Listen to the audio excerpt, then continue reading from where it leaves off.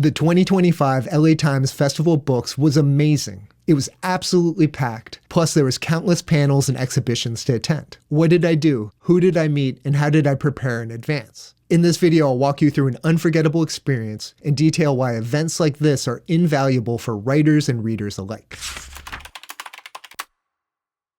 Let's start at the beginning. What is the Los Angeles Times Festival of Books? It began in 1996 with a simple goal: to bring together the people who create books with the people who love to read them. The festival was an immediate success and has evolved to include live bands, poetry readings, film screenings, and artists creating their work on site. There are also plenty of food vendors, games to play, and other activities for small children. The festival attracts approximately 160,000 people of all ages each year from Southern California and all around the country. For context, AWP's conference had 10,000 attendees, but that one's much more narrowly focused in the publishing world. The Festival of Books featured celebrities, politicians, and there was much more of a presence of Hollywood. It was also free to enter. There were additional fees if you wanted to attend a panel, but it was only $6.60 if you registered in advance. That's pretty reasonable. Some of the participants were Big Sean. Apparently he wrote a book. Senna, who I mentioned in a prior video when I attended an online USC seminar. Some New Yorker writers I've enjoyed.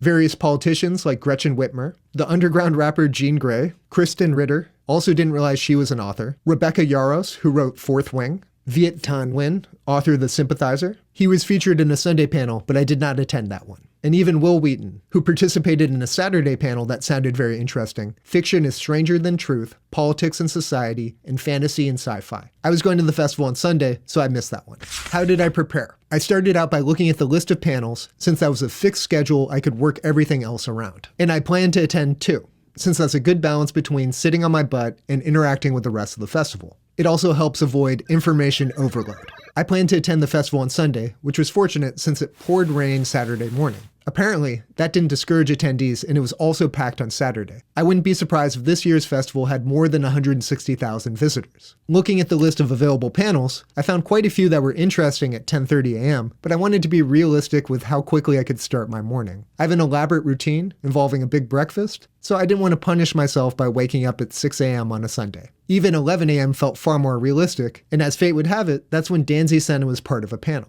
The call is coming from inside the house. Novels about writers. Novels about writers are satisfying in a specific way. You know you're getting the dirt completely unfiltered. These funny, biting, cathartic novels about artists and writers are works of fiction, but they'll leave the reader wondering how much is truly imaginary and how much these authors, like their characters, are drawing from real life. I was drawn to this panel because a lot of my writing does include elements of a self-insert. I like to explore how the branching decisions of a person can dramatically change their life. In the original parallel structure of my novel, there's a character based off of me who is always making the wrong decision. I thought that'd be a compelling way to explore causality and also avoid some of the pitfalls of glorifying myself on the pages. The second panel that drew my attention was Character Study, the myth of the male writer in contemporary fiction. This one was at 1:30 p.m., which gave me ample time between the panels to explore the festival. It also was unclear how long these panels were. A Google AI search, which I don't always trust, said an hour, which ended up being correct. Good for you, AI. The image of the stereotypical male writer has evolved over the years, from aggressively masculine types like Hemingway to witty satirists like Oscar Wilde and revolutionaries like James Baldwin. What is the stereotypical male writer in contemporary society? These novels about fictional male writers investigate the various tropes and very real questions about the role and reputation of the writer, especially the male writer, in our current world. This one intrigued me because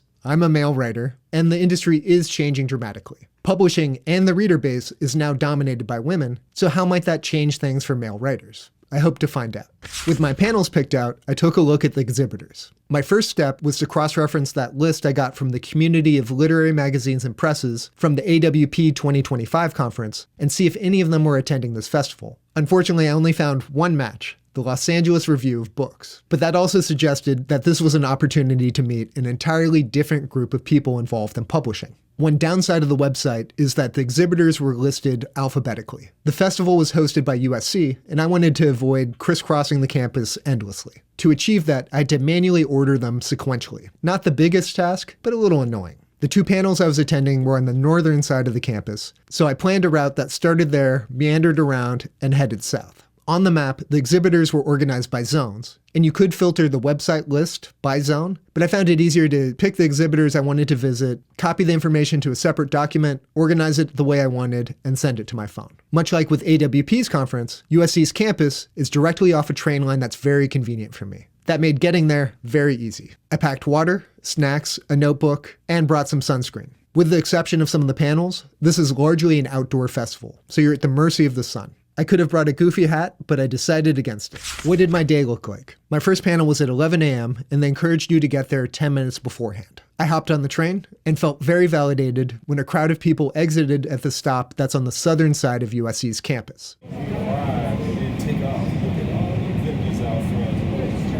I rode the train one more stop and headed over to my first panel. Now arriving. Jefferson USC Station.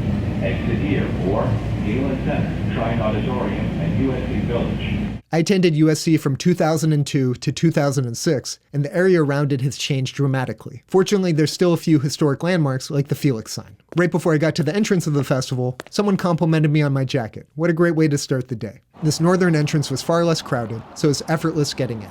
I then walked over to Taper Hall where the panel was being held, which was a bit of a nostalgic experience because I attended lectures there as a student. The seating here was much better than at the convention center. The room was tapered downward. The seats even had fold-out desks, which were convenient when I was taking notes. The panel was moderated by Edan Lepucki, and the panelists were Nnedi Okorafor, Senna, and Whitaker. Nnedi has the speculative fiction version of an EGOT, having won a Hugo, a Nebula, and a World Fiction Award. After introductions, Edan started the panel by asking, why write about writers? Much like with the last video, huge disclaimer, these may not be direct quotes. I tried my best with my notes. Ashley mentioned that her agent actually discouraged this, saying editors find it lazy. But she did it because she wanted her story to ring as true as possible. For Nnedi, her book, Death of the Author, is her most personal autobiographical work, an opportunity for her to express herself on writing, since she generally writes speculative fiction. Danzy was using a writer to write about money, race, and other topics by exploring the story that didn't happen, drawing from her experiences in publishing and teaching. This comment resonated with me because it was very similar to the approach I took with a character that was based upon myself. What would my life look like had I done this, or that, or made other poor decisions? I found it was a rich way to mine material that still felt believable. Edan, is there a core vulnerability for writers that make them interesting subjects? Nnedi mentioned that a famous book club turned down her new work saying the main character, who again is autobiographical, wasn't relatable, and said that there's not many TV shows about writers, which is a missed opportunity because there's so much to us we're taking from the world around us. Danzy commented, so much writing occurs when you're trying to avoid writing. Novelists live between two extremes, self-loathing and aggrandizement. That conflicted duality is a gold mine for drama. For Ashley, her main character can't sit with her own emotions, but wants to create an immersive world on the pages. And that's something she wanted to explore in her book. Edan then asked about a similar theme she noticed running between the three books. The characters were simultaneously supported and hemmed in by their families. Danzy wanted to explore the narcissism of artists confronting the needs of children and trying to leave a bohemian lifestyle for greater stability. She then shared an experience unique to authors in Los Angeles. Being asked, has your work been made into anything? Yeah, a book. Nnedi wanted to use family to explore her Nigerian-American heritage. Within that community, there are 4 careers: doctor, lawyer, engineer, or failure.